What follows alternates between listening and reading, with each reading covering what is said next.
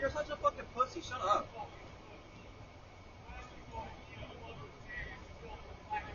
Yeah, bro, like, I don't get that. I literally just got home. I haven't been here at all today. At all. Well, he's been screaming at George for 3 hours. He's been screaming at a senior citizen for 3 hours. This man is disgusting. And his wife was there permitting all of this. She's a nurse. What's wrong with her? What's wrong with him?